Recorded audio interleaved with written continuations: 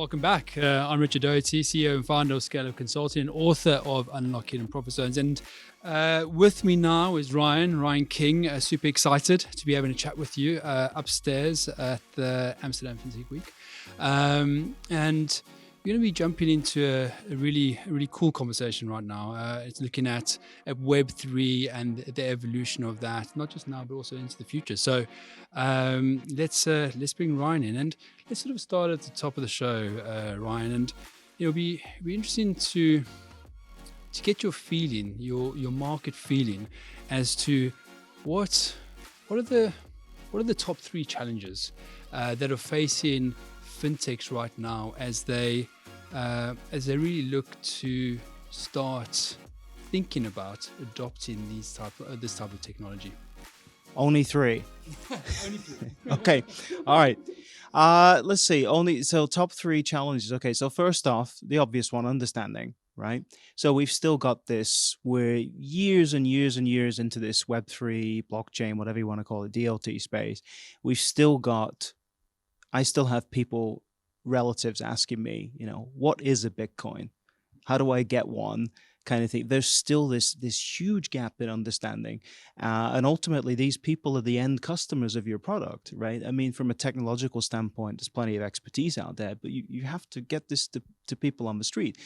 That leads us to, I suppose, number two, which would be that I still find personally that a lot of companies in the space emphasize very much the fact that they're using DLT or blockchain or some type of technology, whereas they really have to be focusing on the benefits, because that's all the end customer cares about. It's like, how is this going to save me money? What colors can I get it in? How do I change my avatar? These are the kind of things the average customer cares about, right? And then the third thing, the big one, which I imagine we'll talk about in a moment, is regulation. Right, we're still in this gray area. We're seeing some things come online, but we still got lack of clarity, and it's hard to build, especially if you're a big finance organization with a huge risk department. How are you going to build when you don't even know what the law is? Yeah, and I love it. And touching on the reg side of things. So it's just a bit about my background. I've come 08, I left Accenture and I jumped into the world of finding my own business, Scale Up Consulting. And we worked with some of the big institutions out there to really help them navigate the regulatory tsunami that hit them. But here's the thing, right? The reg in itself was obviously needed, but very unclear. Why do I say it was very unclear? Because it was open for interpretation. But in the UK anyway, there's different bodies that got set up to really bring the industry players together so that ambiguity could be spoken about.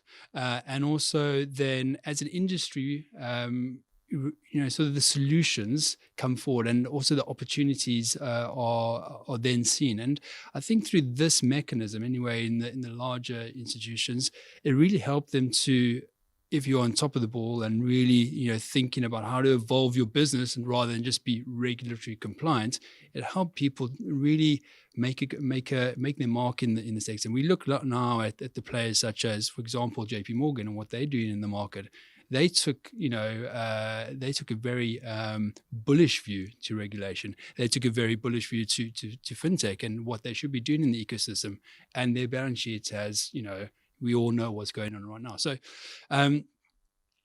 as we continue this evolution in compliance and also sort of on the regulatory framework inside fintechs, what do you think? How do you think fintechs should or leaders in fintech, how can they continue to innovate, although that there is this sort of pending tsunami and this burden of reg?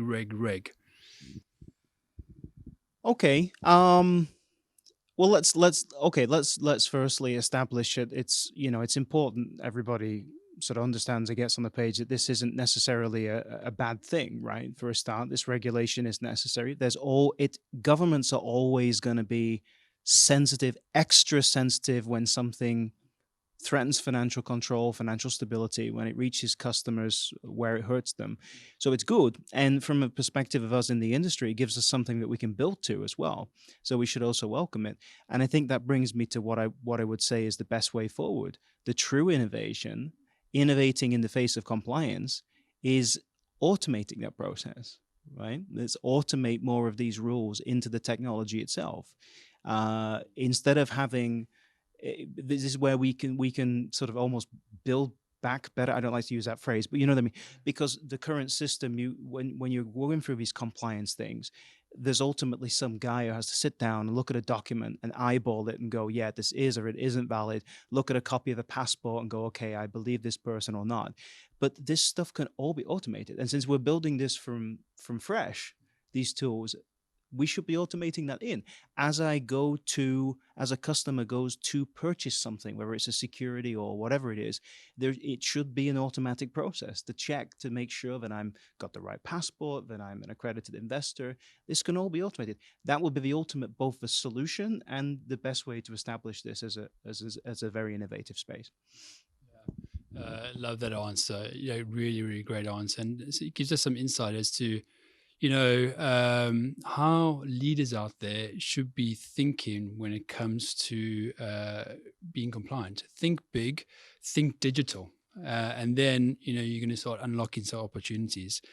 And as we get to the final furlong of our little session here, and we start looking into 2023 and thinking, okay, 2022 was a bit of a, let's say it's a bit of a crappy year in some instances when it comes to some stuff that's happening in the fintech industry.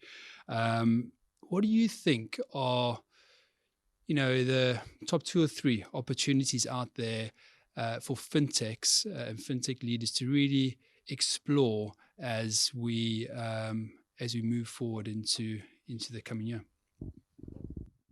That's a great question. Once again, only 2 or 3, but okay. That's a great thing. Takeaways. Yeah. Okay. No. There's a lot of great opportunities. There's the great thing is that you said it was a bad year, but downturns always bring opportunities to those people who see them. Not just in our space. I mean, in the world in general, right? Take for example the Ukraine issue, right? Right, that's opened up the fact that we still haven't figured out this remittances thing yet, right? We're very far away from having figured that out. There's a lot of opportunity to be made there, and it's not always possible for people to sit down and set up the infrastructure before they move. They don't always know in advance something can happen. They have to suddenly move. This is a huge space. It's wide open to me. I would expect to see more innovation in there.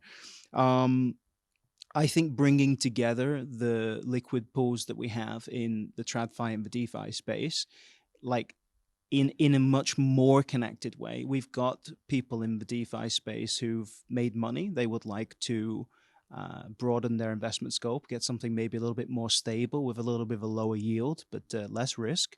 That's hard. And then going the opposite way as well to diversify your traditional portfolio into a bit of crypto. Again, you're managing these as separate things. There needs to be a bridge there. And then thirdly, related back to what we just talked about, implementing these regulations. As these regulations are coming in, building them at a technological level, as I said, but as they get more and more clear, this is a huge opportunity, not just for the companies that deal in those products, but there's third-party opportunities. So just to give one random example, to give you an explanation, but like with these European regulations that are coming in, MiCA, crypto assets regulation, there's this little thing hidden deep in it that suggests, if we're reading it correctly, that things like Bitcoin and Ethereum, because they don't have Bitcoin, I should say, because they don't have a central issuer, the exchanges will have to write a white paper for Bitcoin in order to list it legally in Europe. Which means that out there's a company that could potentially make a fortune from writing a legally compliant Bitcoin white paper and distributing it to exchanges. And that's just one example. And this goes all across the space. So there's a lot of opportunity in just implementing the regulations as they come up. And now that we know what they are. Brilliant. And, some great thoughts there. I think for anyone out there that's looking at 2023 and beyond, some really great insights. Really enjoyed our conversation and looking forward to enjoying the rest of the day with you. Yeah, me too. We got a great crowd here, a lot of great people, and yeah, just looking forward to seeing more of the speeches. And thanks so much for having me on. I really appreciate it.